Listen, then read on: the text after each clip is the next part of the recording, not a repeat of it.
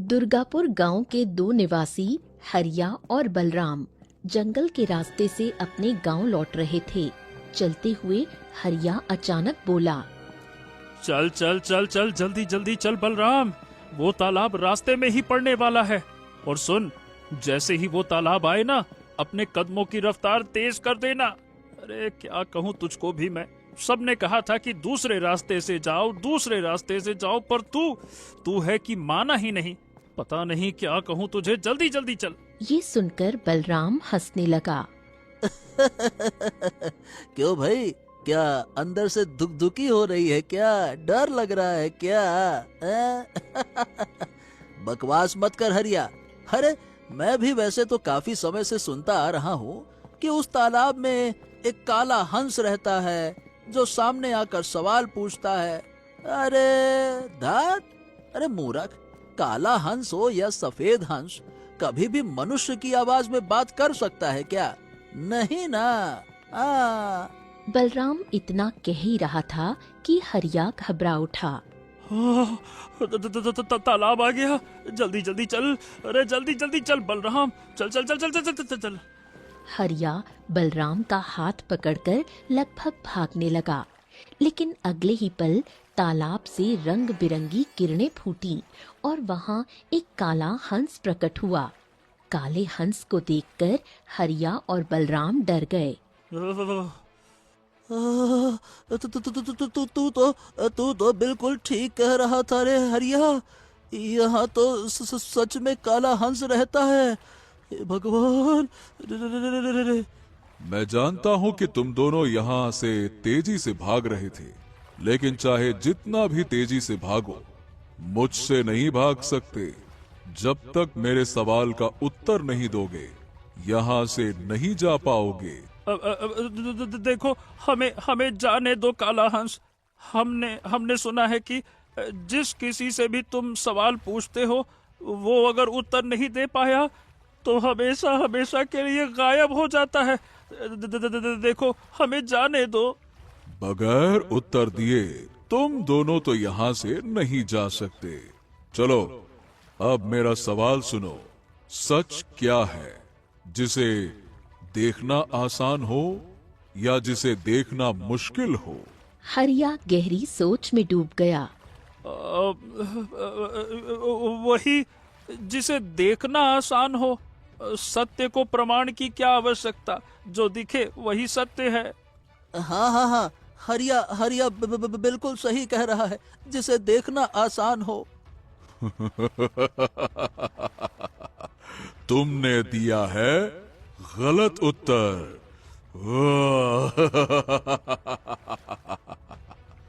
इतना कहते ही काले हंस की आंखों से रंग बिरंगी किरणें निकलीं, जो हरिया और बलराम पर पड़ी और दोनों तालाब में गिरकर रंग बिरंगी रोशनी के साथ गायब हो गए। अगले ही क्षण काला हंस भी गायब हो गया। अगले दिन हरिया और बलराम के गायब होने की खबर पूरे गांव में फैल गई। गांव की चौपाल पर चर्चा होने लगी। गांव वालों, हरिया और बलराम ने जो गलती की वो तुम मत करना। अब से कभी भी जंगल में उस तालाब वाले रास्ते से मत जाना। वो काला हंस तुमसे भी सवाल पूछेगा और अगर गलत उत्तर दोगे तो तुम गायब हो जाओगे। हाँ, सही कह रहे हैं सरपंच जी। और हमें तो ये भी नहीं पता कि गांव वाले आखिरकार ये रहस्यमयी तरीके से गायब क्यों हो जाते हैं। ये तो अच्छा है कि गांव के सुखिया चाचा ने कुछ दिन पहले मोहन को गायब होते देखा था। उन्होंने देखा था कि काला हंस मोहन से सवाल कर रहा था और वो जवाब नहीं दे पाया, और बस फट दने तालाब में गिरकर गायब हो गया।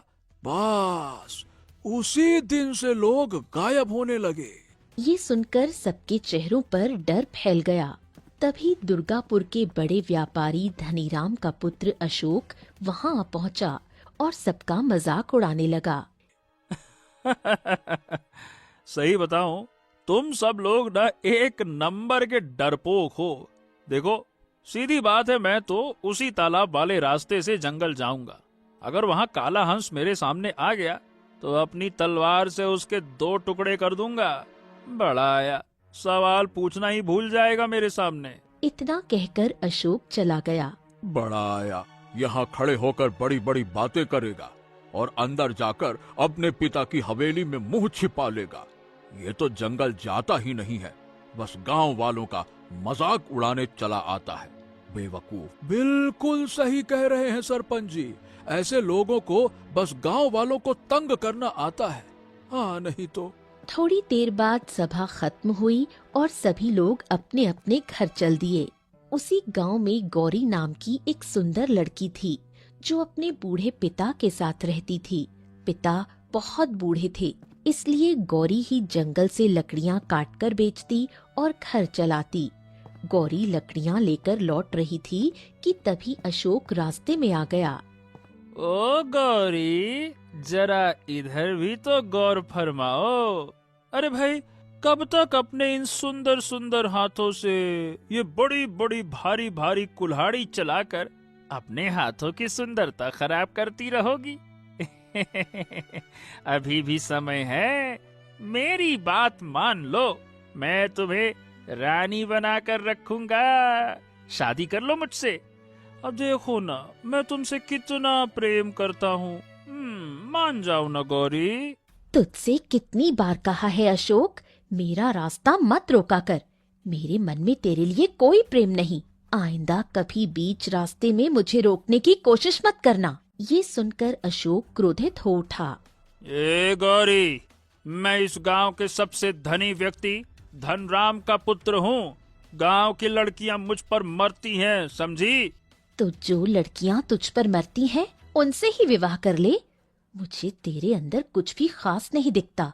मुझे बस इतना पता है कि तेरा पिता धनी है, पर तू निठल्ला, निकम्मा, आवारा, सिर्फ अपने पिता की कमाई पर ऐश करता है। अशोक गुस्से से तिलमिला उठा और गौरी वहाँ से चली गई। गौरी गांव पहुंची और अपनी लकड़ियां बाजार में बेचती, फिर थकी हुई घर की ओर चली गई। लकड़ियां बेच गौरी घर लौट आई और सारा धन अपने बूढ़े पिता के हाथ में रख दिया। अरे क्या हुआ गौरी, तेरा चेहरा उतरा हुआ क्यों है? क्या बात है? गौरी की आंखों में आंसू भर आए। उसने सारी घटना बताई। जब देखो धनीराम का पुत्र मेरा रास्ता रोक लेता है। ये सुनकर बालकृष्ण की आंखों में उदासी छा गई। हाँ, मैं जानता हूँ वो मेरी लाचारी और काम चोरी का फायदा उठा रहा है। मैं कितना अभागा पिता हूँ। मुझे तेरे हाथ पीले करने की तैयारी करनी चाहिए थी, लेकिन मैं तो उल्टा तुझ पर बोझ बनकर बैठ गया हूँ। क्या करूँ? बीमार हूँ, बुजुर्ग हूँ, मेरा हाथ काम नहीं करते। ये सुनकर गौरी के आंसू बह निकले। ऐसे मत कहिए पिताजी कि आप मुझ पर बोझ हैं। बचपन से मैंने माँ को नहीं देखा, हमेशा आपको देखा। आपने मुझे माँ और पिता दोनों का प्यार दिया है। आप मुझ पर बोझ नहीं है। रहा सवाल अशोक का, उसे मैं देख लूंगी। इतना कहकर गौरी ने चूल्हा जलाया और गरम गरम रोटियां बनाने लगी। कुछ देर बाद बालकृष्ण खाना खाकर सो गया। अगले दिन सुबह बालकृष्ण ने गौरी से कहा, गौरी, आजकल उस तालाब की चर्चा बहुत चल रही है। कहते हैं वहाँ एक काला हंस आतंक मचा रहा है। वो लोगों से प्रश्न पूछता है और जो भी उत्तर नहीं दे पाता वो गायब हो जाता है। मुझे लगता है कि वो जरूर कोई राक्षस होगा। हाँ पिताजी, गांव में बहुत लोग गायब हो चुके हैं और कोई कुछ नहीं कर पा रहा। न जाने गांव वाले महाराज से मदद मांगने क्यों नहीं जाते। अब मदद तो वो क्या ही मांगेंगे। हमारे राज्य का राजा तो आंखें मूंद कर बैठा है। उसे प्रजा की कोई चिंता ही नहीं है।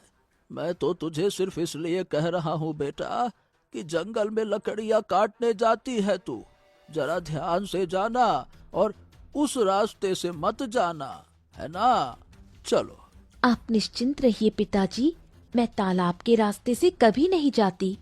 इतना कहकर गौरी मुस्कुराई और कुल्हाड़ी लेकर जंगल चली गई। बालकृष्ण घर के बाहर टहलने लगा। कुछ देर बाद बालकृष्ण बोला। आज थोड़ा जंगल में चहलकदमी करके आते हैं। वो जंगल में घूमने चला गया।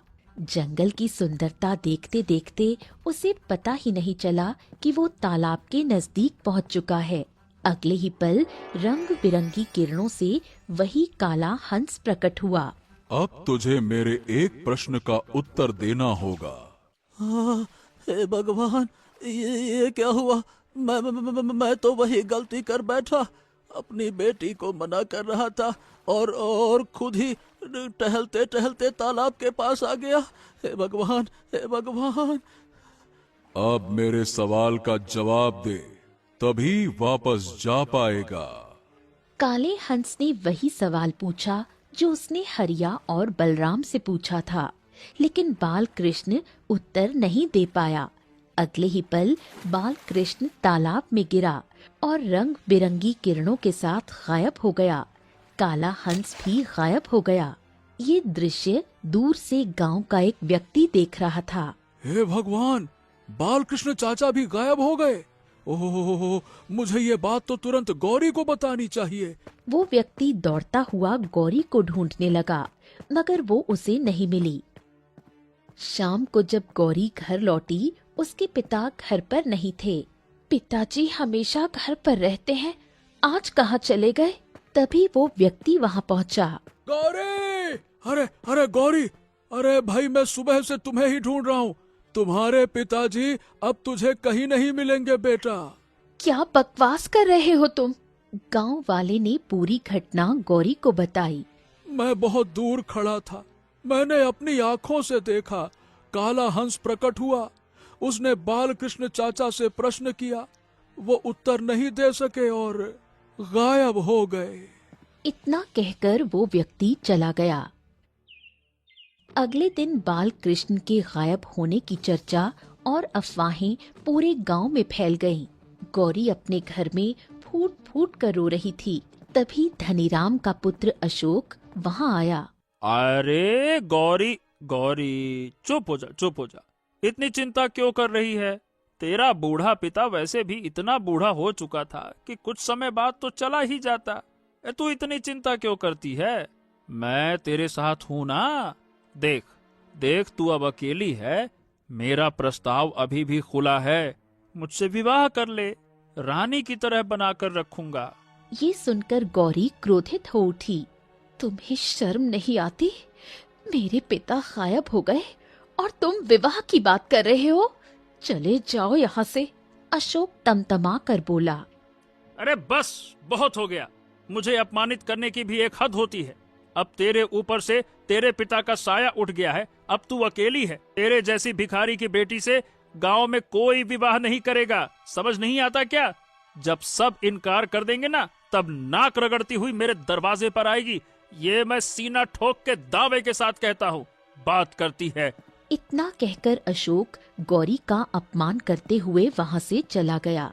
गौरी फूट फूट कर रोने लगी।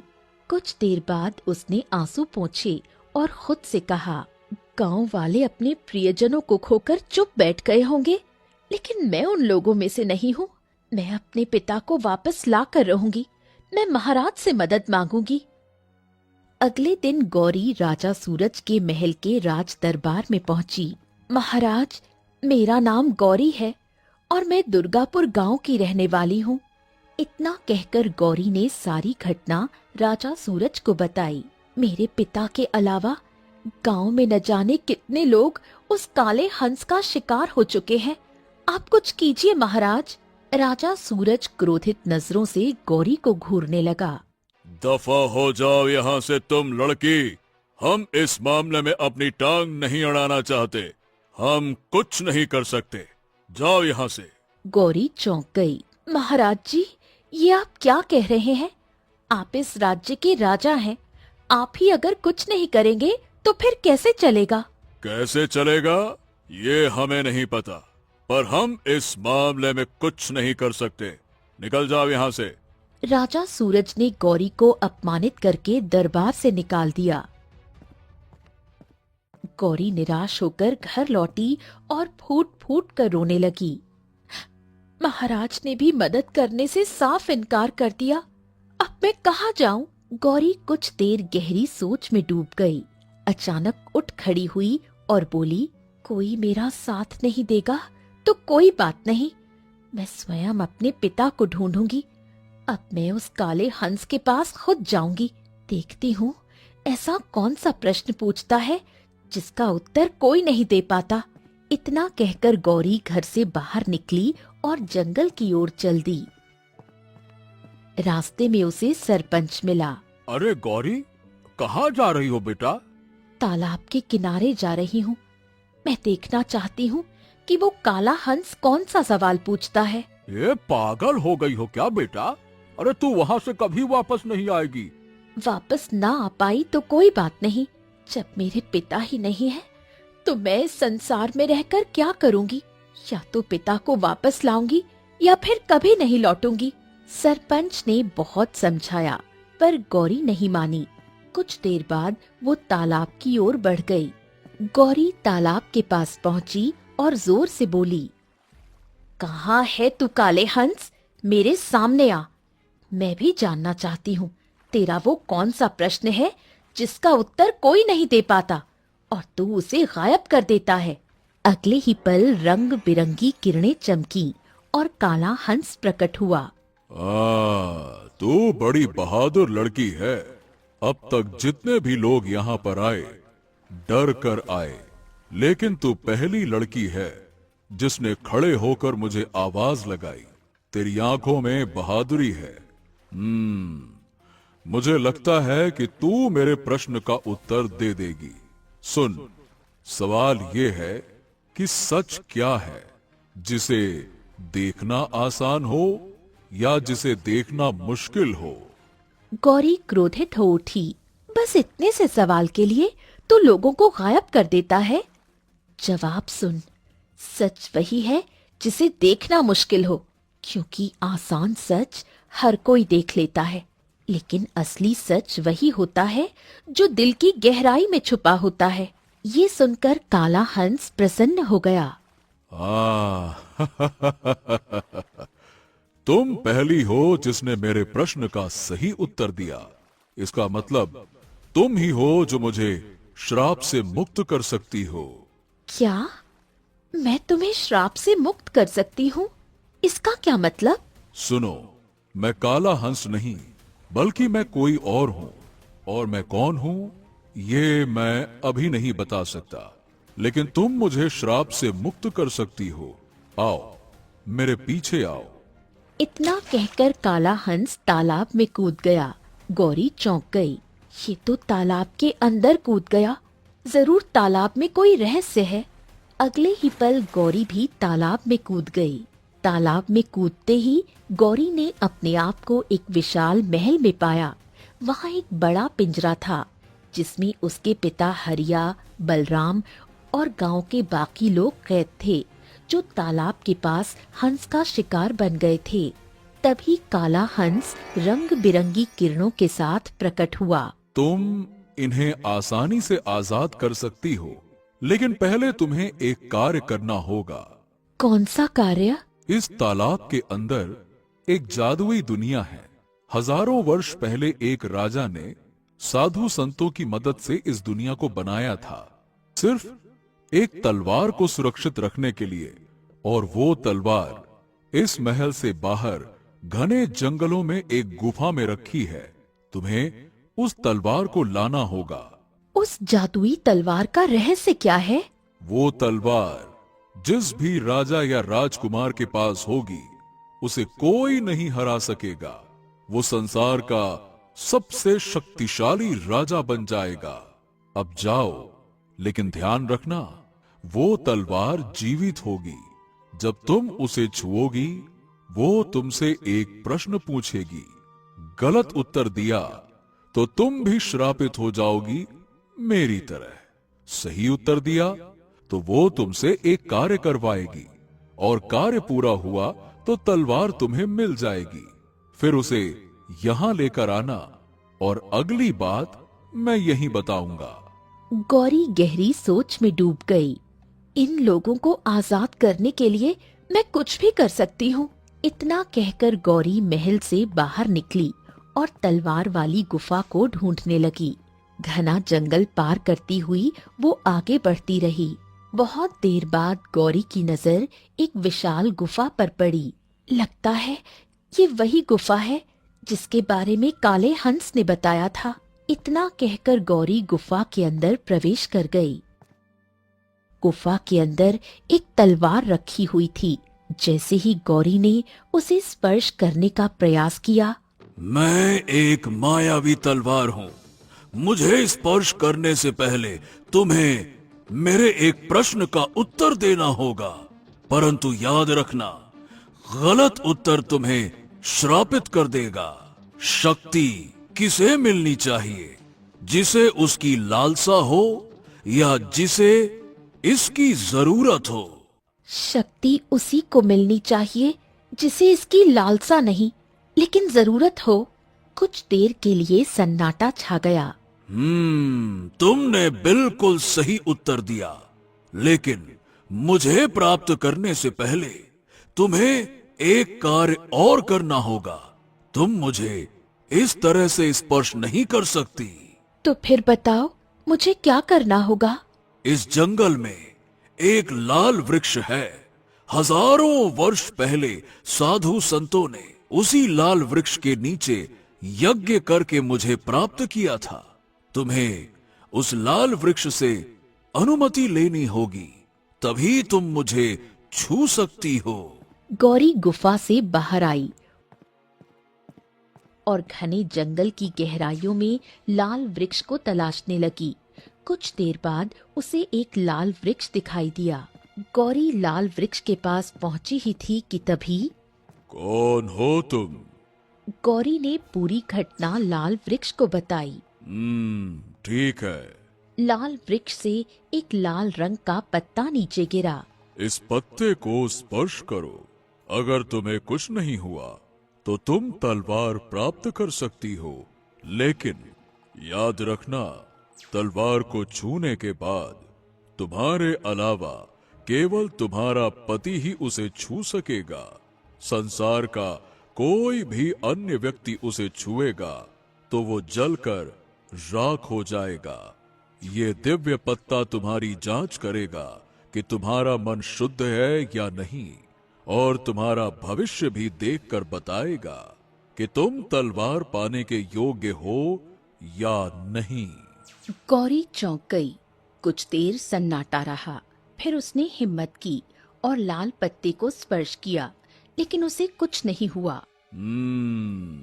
तुम्हारा मन शुद्ध है और इस पत्ते ने तुम्हारा भविष्य देख लिया। तुम्हारा विवाह एक राजकुमार से होगा और वो राजकुमार भी तुम्हारी तरह शुद्ध मन का होगा। अब तुम तलवार को हाथ लगा सकती हो। गौरी शांति से गुफा की ओर दौड़ी और तलवार पकड़ ली। हाँ, अब से मैं तुम्हारा हूँ। गौरी तुरंत तलवार लेकर महल पहुंच गई। गौरी के हाथ में जादुई तलवार देखकर काला हंस चौंक गया। वाह वाह वाह वाह, तुमने तो वास्तव में तलवार प्राप्त कर ली। तुम कोई साधारण स्त्री नहीं। अब तुम्हें एक और महत्वपूर्ण कार्य करना है। कौन सा कार्य? इस तलवार से मेरे शरीर पर वार कर दो और मेरी हत्या कर दो। गौरी चौंक गई। ये तुम क्या कह रहे हो? ये सही कह रहा है। इस पर वार करो, तभी ये श्राप से मुक्त होगा। इसके बाद इसका मन भी तुम्हारी तरह हो जाएगा, लालच से मुक्त, और इसमें भी प्रेम और दया की भावना जाग जाएगी। गौरी ने तुरंत तलवार उठाई और काले हंस पर वार कर दिया। काले हंस ने कुछ देर में दम तोड़ दिया, मगर अगले ही पल काला हंस रंग बिरंगी किरणों से एक सुंदर राजकुमार में बदल गया। गौरी चौंक गई। हाँ गौरी, मैं एक राजकुमार हूँ। लेकिन तुम श्रापित कैसे हुए? राजकुमार की आंखों में क्रोध झलकने लगा। ये सब मेरे मंत्री की वजह से हुआ, जो इस समय राज्य का राजा बनकर बैठा है। वो मेरा ही मंत्री है। उसने चतुराई से मुझे श्रापित करवाया और मेरे राज्य पर कब्जा कर लिया उसने। अब मैं समझ गई राजा ने मेरी मदद क्यों नहीं की। इसका मतलब वो तुम्हारे बारे में जानता था। हाँ हाँ, वो जानता है। ये बात कुछ समय पहले की है। राजकुमार आदित्य अपने महल के बगीचे में टहल रहा था। तभी उसका मंत्री सूरज वहां आ पहुंचा। राजकुमार आदित्य, देखिए, मुझे एक बात पता लगी है। हमारे दुर्गापुर गांव के निकट एक तालाब है जिसके अंदर एक मायावी संसार है। राजकुमार आदित्य चौंक गया। राजकुमार आदित्य के मन में लालच जाग उठा। ओ, अगर ऐसा है तो चलो मेरे साथ, चलो। कुछ देर बाद मंत्री सूरज और राजकुमार आदित्य तालाब के किनारे खड़े थे। राजकुमार आदित्य तुरंत तालाब के अंदर कूदा। कूदते ही उसने अपने आप को एक महल में पाया। महल को देखकर राजकुमार आदित्य चौंक गया। इसका मतलब मंत्री सही कह रहा था, तो वो गुफा भी यहीं कहीं होगी। इतना कहकर राजकुमार आदित्य महल से बाहर निकला और गुफा को तलाशने लगा। कुछ देर बाद वो गुफा के पास पहुंचा। गुफा के अंदर जाकर उसने तलवार को देखा। जैसे ही उसने तलवार को हाथ लगाया, मुझे स्पर्श करने से पहले तुम्हें मेरे एक प्रश्न का उत्तर देना होगा। हाँ ठीक है, पूछो अपना प्रश्न। तलवार ने अपना प्रश्न पूछा, लेकिन राजकुमार आदित्य, जिसके मन में लालच था, उसने गलत उत्तर दिया। तुमने गलत उत्तर दिया। अब से तुम श्रापित हो गए। इतना कहते ही राजकुमार आदित्य एक काले हंस में परिवर्तित हो गया। अब तुम तब तक श्राप से मुक्त नहीं हो सकते जब तक कोई सच्चा मनुष्य मुझे प्राप्त नहीं कर लेता और इस तलवार से तुम्हारी हत्या नहीं कर देता। श्रापित होने के बाद तुम इस संसार में भी रह सकते हो और उस तालाब के ऊपरी दुनिया में भी, लेकिन तुम तालाब की सीमा में ही रहोगे। ये सुनकर काला हंस बने आदित्य की आंखों में आंसू आ गए। वो चुपचाप गुफा से बाहर आया और महल में लौट आया। अगले ही पल रंग बिरंगी किरणों से वो तालाब के बाहर प्रकट हुआ, जहाँ राजा सूरज खड़ा था। मैं उसके प्रश्न का उत्तर नहीं दे पाया और मैं श्रापित हो गया। मैं जानता था कि तू श्रापित हो जाएगा राजकुमार। ओहो हो, ये तो तेरे साथ बहुत अच्छा हुआ। अब तू हमेशा इस काले हंस के रूप में भटकते रहेगा और मैं बन जाऊंगा इस राज्य का राजा।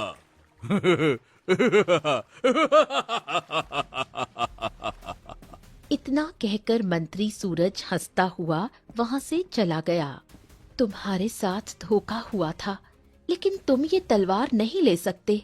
जब लाल वृक्ष ने मेरी जांच की थी, तब उसने कहा था, इस तलवार को मेरे अलावा केवल मेरा पति ही हाथ लगा सकता है। ये सुनते ही राजकुमार आदित्य ने तुरंत गौरी की मांग भर दी। क्यों? लो, अब से तुम मेरी पत्नी हो। राजकुमार आदित्य ने हाथ आगे बढ़ाया। गौरी ने तलवार उसके हाथों में दी। उसे कुछ नहीं हुआ। मैंने तुझे चुन लिया। अब से ये तलवार केवल तुम दोनों के पास रहेगी। राजकुमार आदित्य ने पिंजरे खोल दिए और सभी लोगों को आजाद कर दिया। चलो, लेकिन अब हम बाहर कैसे जाएं? अपनी आंख बंद करो और सोचो कि तुम सब तालाब के बाहर खड़े हो। तुम स्वयं को तालाब के बाहर पाओगे। सबने ऐसा ही किया। अगले ही पल राजकुमार आदित्य, गौरी, हरिया, बलराम और बाल कृष्ण तालाब के बाहर प्रकट हो गए। सभी अपने अपने घर चले गए। गौरी ने अपने पिता को देखा।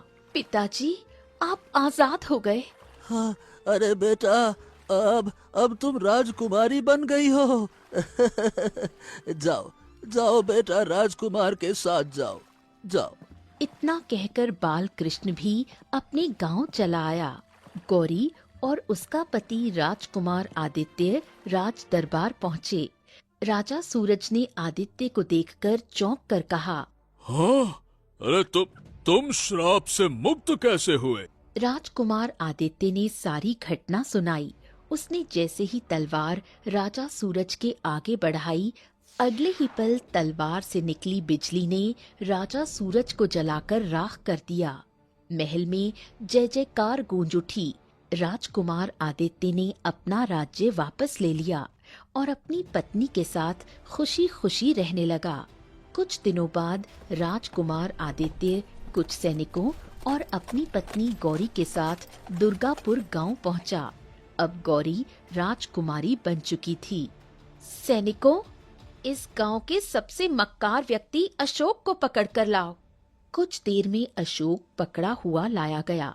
वो डरते हुए गौरी को देखने लगा। घबराओ मत, मैं तुम्हें नुकसान नहीं पहुंचाऊंगी। बस ये दिखाना चाहती हूँ कि तुमने कहा था कि कोई मुझसे विवाह नहीं करेगा, लेकिन आज मेरा विवाह राजकुमार से हुआ है। अब मैं राजकुमारी हूँ और तुम वैसे के वैसे ही हो। दफा हो जाओ यहाँ से। आइंदा किसी लड़की को तंग किया तो तुम्हारी गर्दन धड़ से अलग करवा दूंगी। अशोक कांपता हुआ वहां से भाग गया।